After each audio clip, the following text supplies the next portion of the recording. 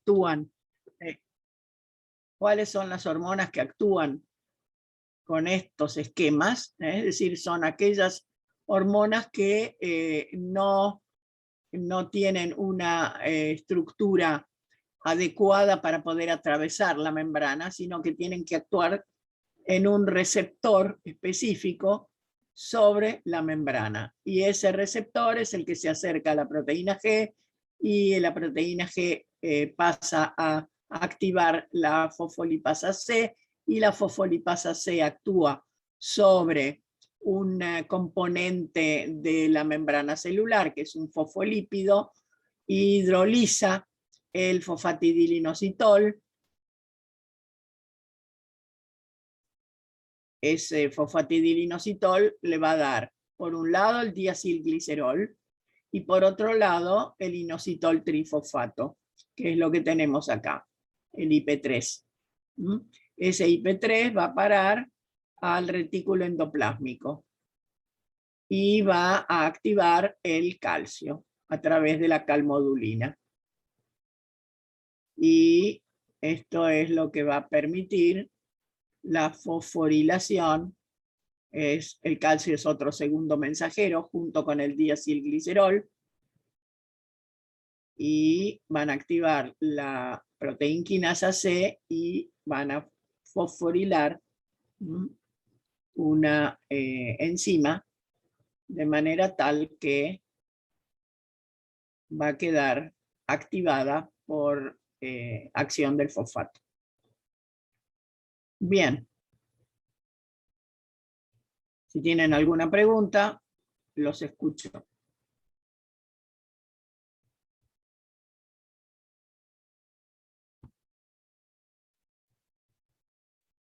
Bueno, seguimos entonces.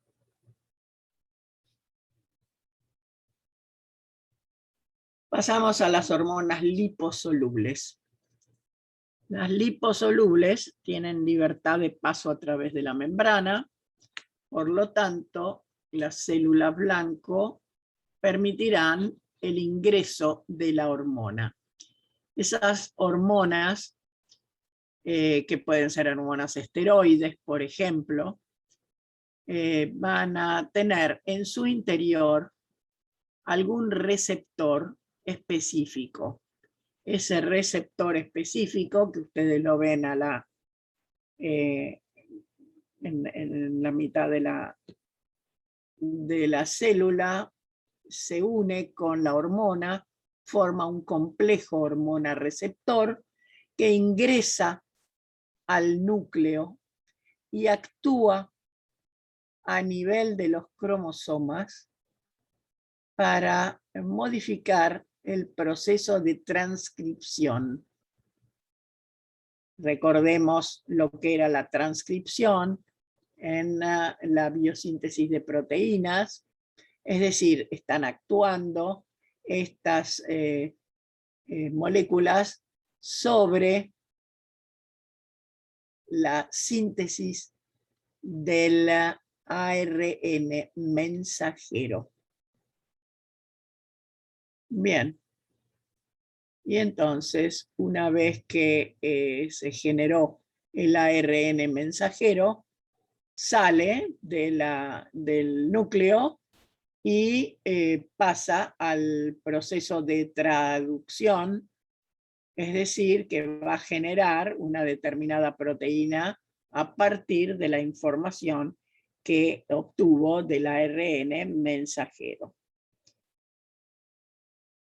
Es decir, que estas hormonas, que son liposolubles, actúan a nivel de la biosíntesis de ciertas proteínas específicas. ¿Por qué? Porque actúan sobre la transcripción a nivel del ácido ribonucleico mensajero. O sea, esto es mucho más simple que toda la cascada que vimos antes.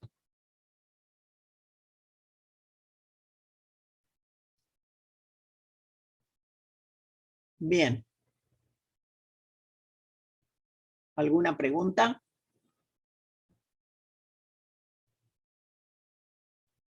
Entonces, acá hemos visto esquemáticamente cómo actúan las hormonas sobre las células blanco. Volvamos a lo anterior. No me equivoco, estábamos en en el PowerPoint.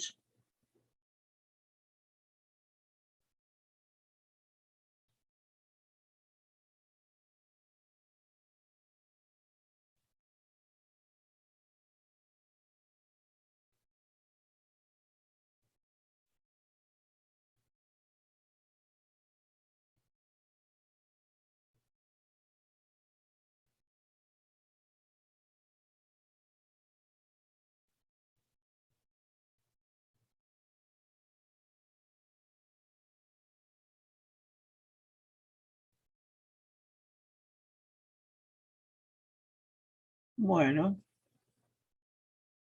esto es apunte, es decir, tenemos todo explicado acá, los mecanismos, 4 mecanismos, la mayoría de las hormonas hidrosolubles, entonces se unen a la membrana celular, desencadenan cascadas de reacciones enzimáticas, la cascada de la adenilatociclasa es una, la cascada del fosfatidilinositol es otra, la cascada de la insulina es otra, y finalmente el mecanismo de las hormonas que son liposolubles, que es todo lo que vimos recién.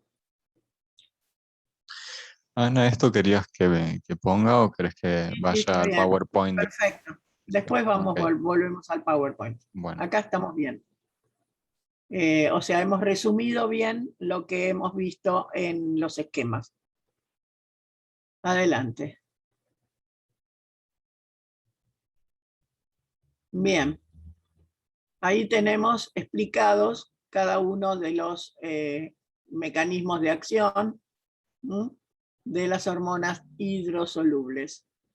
En el de la adenilatociclasa tenemos el segundo mensajero, que es justamente el AMP cíclico.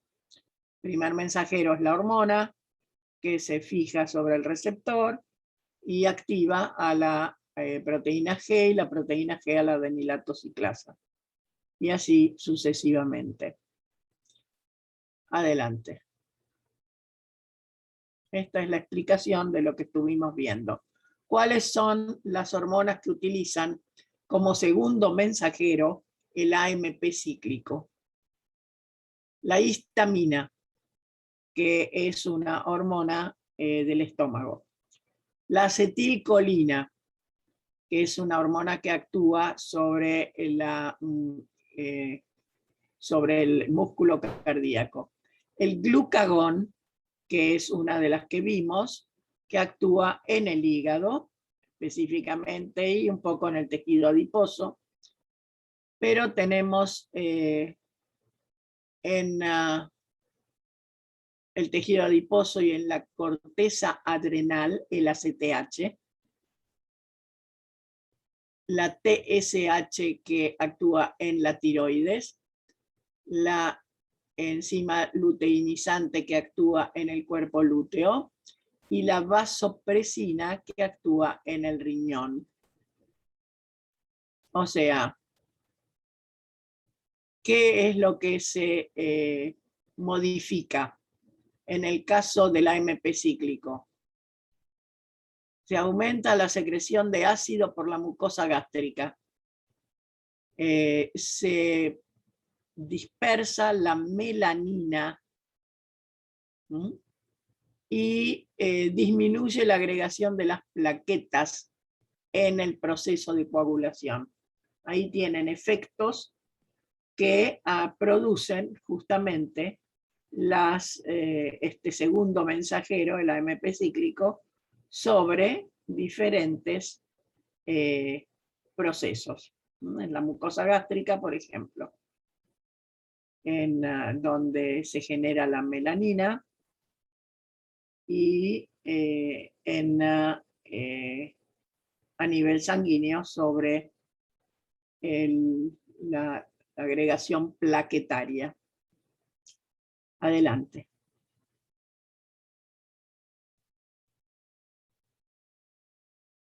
Bien. Adrenalina. Ese es otro, o epinefrina se llama también. Esa es la otra hormona que actúa en forma similar al glucagón, pero atención porque en el hígado actúa el glucagón y a nivel del músculo actúa la adrenalina. Justamente la adrenalina es la que le da la capacidad al sistema muscular de generar una acción inmediata de respuesta muscular. O sea, por ejemplo, salir corriendo. Por eso a la adrenalina se la llama muchas veces la hormona de la huida o de la fuga. Bien. Ahí también está toda explicada cómo funciona la proteína G. Repito, se llama proteína G porque está activada por el GTP.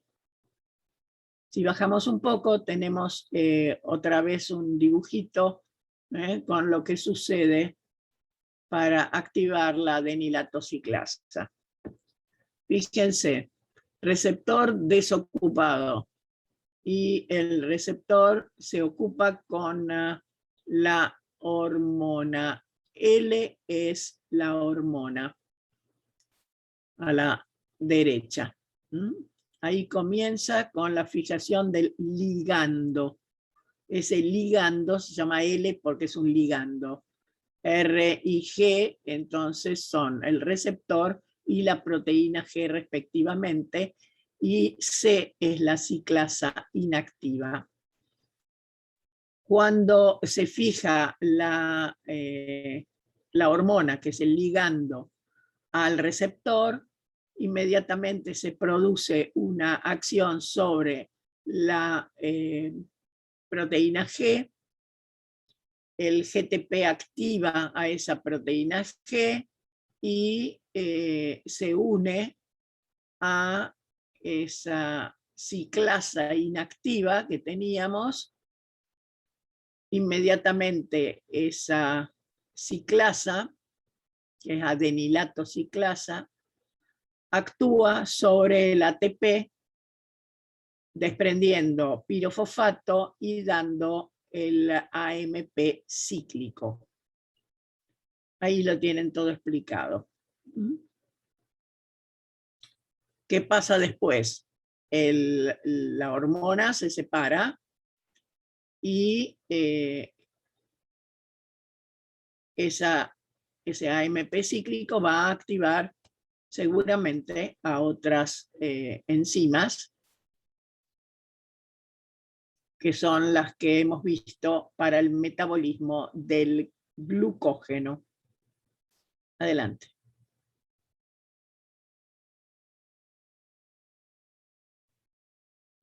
Bueno, y acá tenemos toda la explicación del fosfatidilinositol.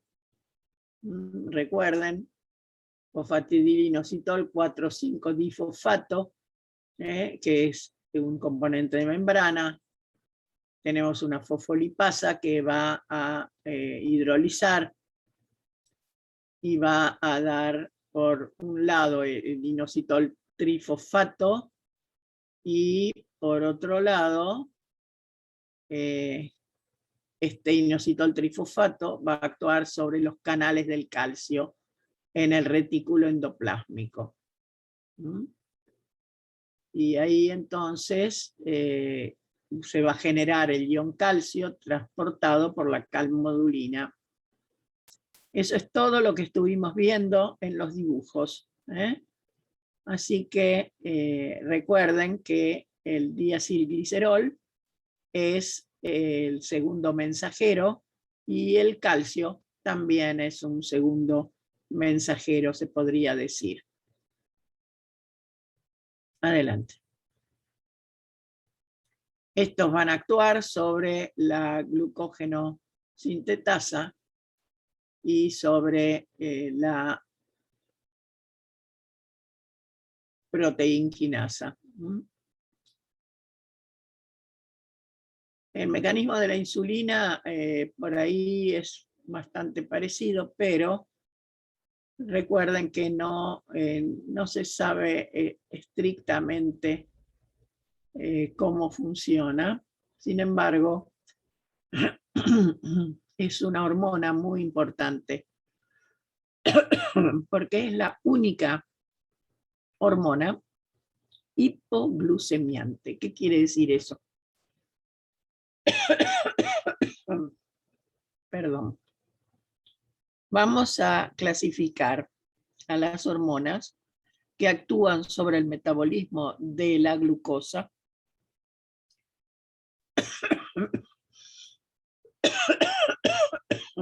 en dos grupos. Las que aumentan la circulación de glucosa, es decir, que son hiperglucemiantes, y las que reducen la circulación de glucosa. Glucagón y adrenalina.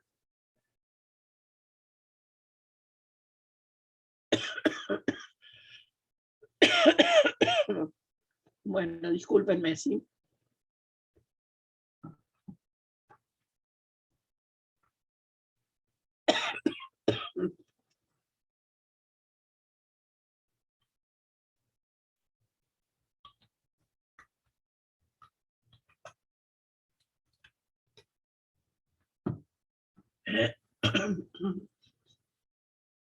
Entonces, glucagón y adrenalina son las que aumentan la circulación de la glucosa.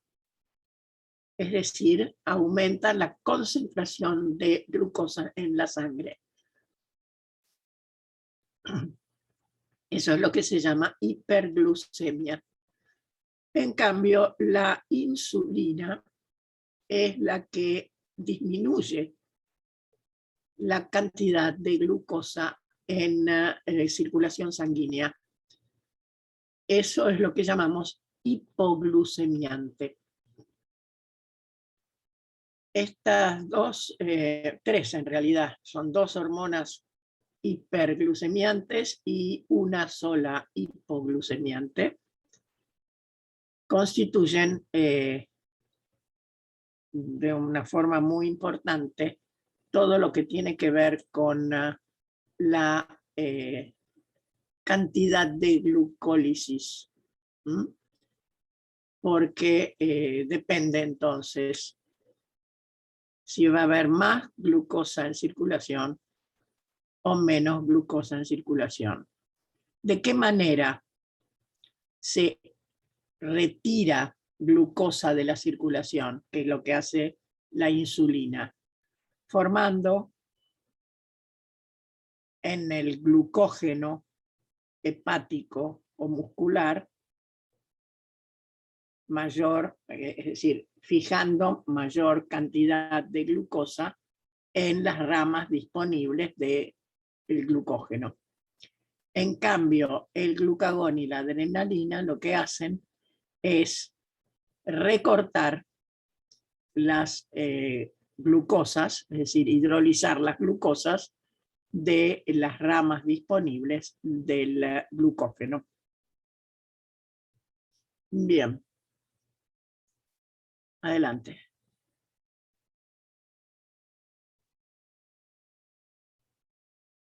Bueno. La insulina actúa a través de una enzima propia de la membrana, que es la tirosinquinasa. Es una quinasa insulina dependiente. Bueno, todo esta es la explicación entonces de lo que hemos visto en los esquemas.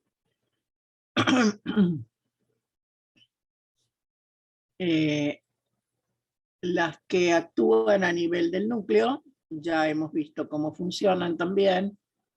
Recuerden que funcionan actuando específicamente sobre el ARN mensajero, sobre la síntesis del ARN mensajero, y cuando sale ese ARN mensajero, se produce entonces la síntesis de las enzimas que se necesitan. ¿Cuál es el mecanismo de las hormonas locales? Hemos visto que son las que actúan alrededor de donde son producidas, tanto en el estómago como en el intestino. Hay glándulas secretoras de hormonas locales. ¿Y qué es lo que hacen? Por ejemplo, actúan sobre la secreción de las enzimas digestivas, sobre la secreción del ácido clorhídrico en el caso del estómago. Bien, adelante.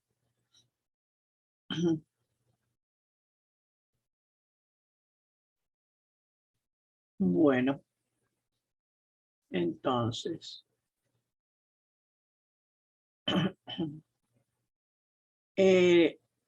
¿cómo se regulan los efectos hormonales? En principio,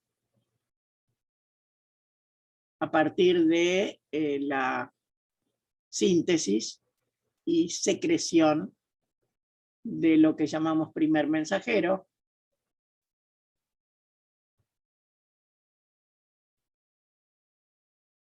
y entonces, si se inhibe, tenemos menor síntesis y secreción, y ahí tenemos un bloqueo en cuanto a la producción de hormona, pero también puede ser el efecto contrario. Todo depende de cuál es el proceso de la hormona y, por supuesto, de los componentes del sistema nervioso que pueden actuar en concordancia. Bien. Adelante.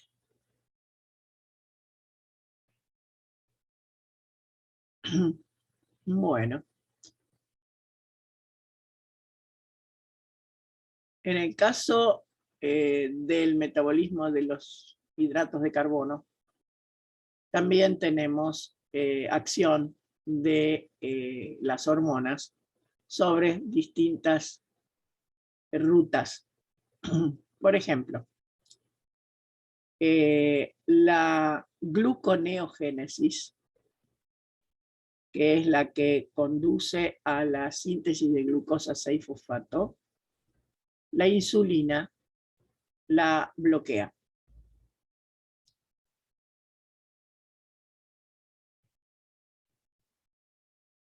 Los glucocorticoides la favorecen. En el caso de la glucosa que proviene de la acción de la exoquinasa y de la glucoquinasa, la insulina favorece. En el caso de sobre la izquierda, tenemos que la glucosa 1-fosfato se integra al glucógeno mediante la glucógeno sintetasa. Ahí la que inhibe el proceso es el sistema hiperglucemiante, es decir, glucagón y adrenalina. Y por otro lado, facilitan la acción de la fosforilasa. glucagón, adrenalina y también el ACTH, que es la hormona adrenocorticotrófica.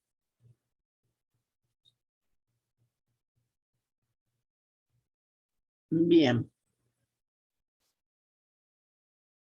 Bueno. Estudien el efecto de las hormonas en el metabolismo hepático de la glucosa. Con el dibujito recuerden que cuando corta quiere decir que inhibe, cuando acompaña quiere decir que facilita. Bien, adelante.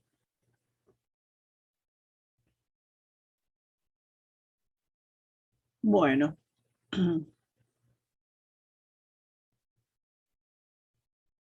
Esto no es otra cosa que todos los destinos de la glucosa, dependiendo de justamente sistema hipoglucemiante y sistema hiperglucemiante. El hipoglucemiante, recuerden que es una sola hormona, que es la insulina. Hiperglucemiante son glucagón y adrenalina. El glucagón actúa particularmente en el hepatocito, es decir, en el hígado, en tanto que la adrenalina a nivel del músculo. Bueno, adelante.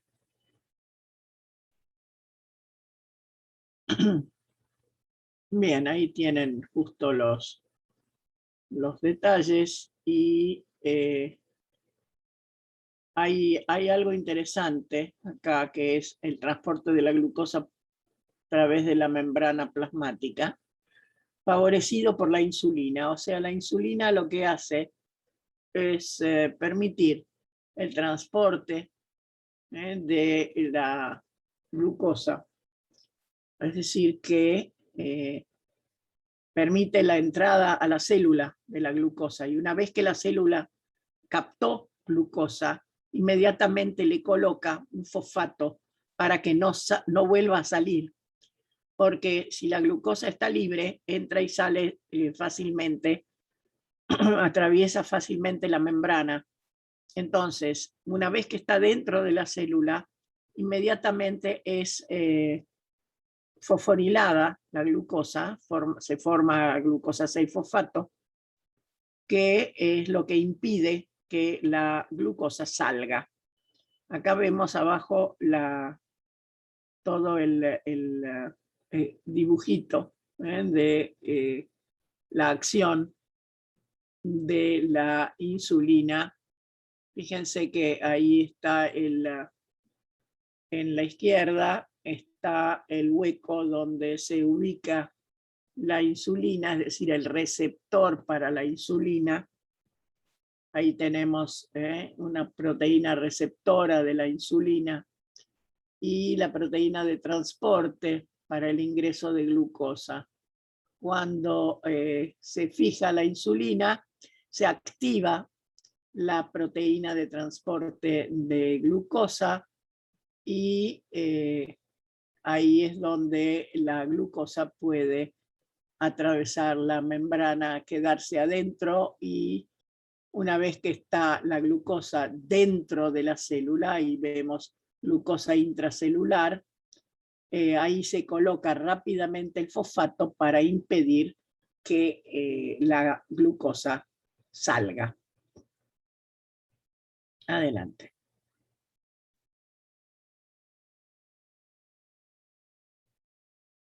Bueno, estos son también diferentes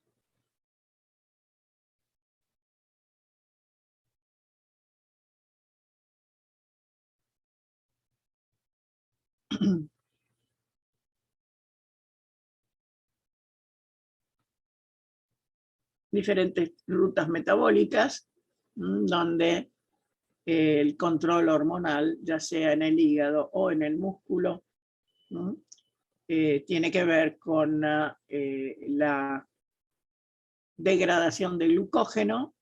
Cuando la glucemia es baja, se degrada glucógeno para aumentar la circulación de glucosa es decir, la concentración de glucosa sanguínea, y eso lo hace en el músculo la adrenalina y el glucagón en el hígado.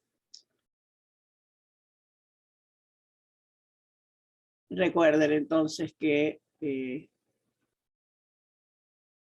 todo eso tiene que ver con el metabolismo de la glucosa, que es el que está más estudiado indudablemente.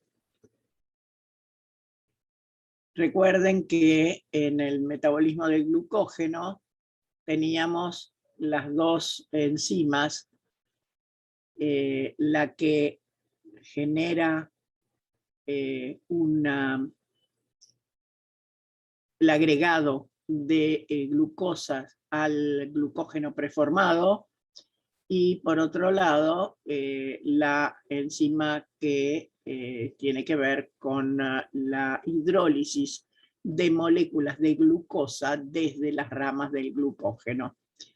Y, o sea, que son dos enzimas que actúan sobre el mismo compuesto que está en el hígado o en el músculo, y que no pueden funcionar simultáneamente porque sería un dispendio de energía bastante incómodo, por supuesto. El metabolismo, entonces, el anabolismo de glucógeno implica que tenemos la glucógeno sintetasa activa y la degradación del glucógeno tiene que tener la fosforilasa activa. En ambos casos se activan o se inactivan por uniones covalentes de la enzima con el fosfato. Así que ahí lo que hay es algo muy químico, fosforilación o desfosforilación, dependiendo de cuál sea la enzima. Si está fosforilada actúa, si no está fosforilada no, y viceversa. Así que recuerden que el AMP cíclico es el que produce parte de la cascada, es decir, actúa a través de otra de las enzimas, que es la proteinquinasa, y actúa como efector alostérico. Eso lo vimos también en el dibujito, donde se veía que la proteinquinasa era un tetrámero y que por acción del AMP cíclico se separaba en dos dímeros. Y un dímero actúa y el otro no, justamente queda unido al AMP cíclico y queda inactivo. Bien. Ahí tienen entonces toda la explicación de lo que estuvimos mencionando en el último rato. Adelante, no debe quedar mucho. Bien, ahí tenemos toda la cascada del AMP cíclico. Fíjense, la vimos antes también, Acá el glucagón aumenta en el citosol la concentración de AMP cíclico. Este AMP cíclico actúa sobre la proteinquinasa, que era un tetrámero y se divide en dos dímeros. Uno queda unido al AMP cíclico y el otro es el que va a activar a la fosforilasa quinasa. Esa fosforilasa quinasa activa va a actuar sobre la glucógeno fosforilasa y le va a colocar el fosfato y esa enzima va a quedar activada por acción del fosfato, es decir, unión covalente con fosfato. ¿Y qué es lo que hace la fosforilasa? La glucógeno fosforilasa separa glucosas a partir de las ramas del glucógeno. Esa es una de las dos enzimas. La otra enzima, donde vamos a tener la proteína quinasa activa, es lo que queda en la parte de abajo. Esa directamente, la proteína quinasa activa va a actuar sobre la glucógeno-sintetasa, a la cual le va a colocar fosfato a partir del ATP.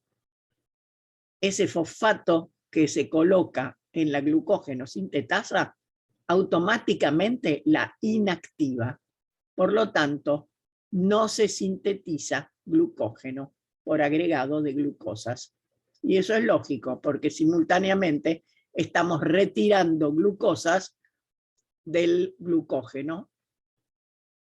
Cada vez que se separa una glucosa del glucógeno, se le coloca un fosfato. Y el producto es la glucosa 1-fosfato. Bueno, a ver si tienen alguna pregunta, los escucho.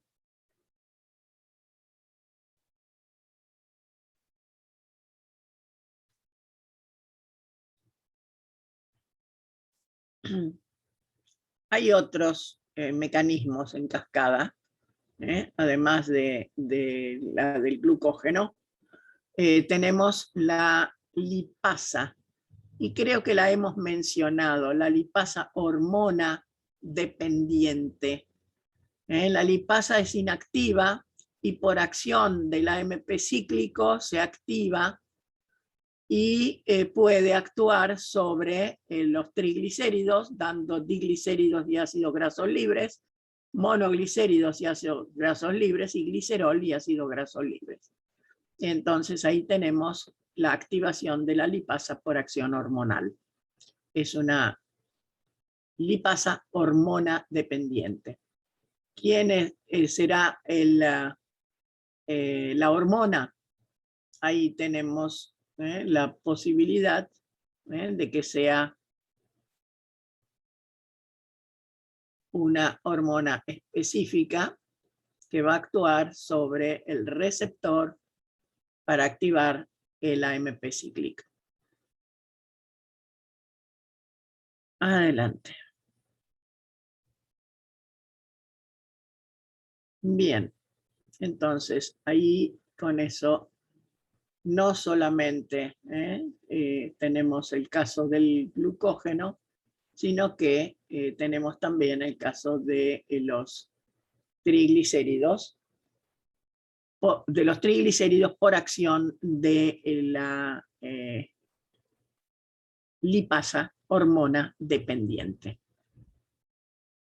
Bien, vamos a tomarnos unos minutos de recreo.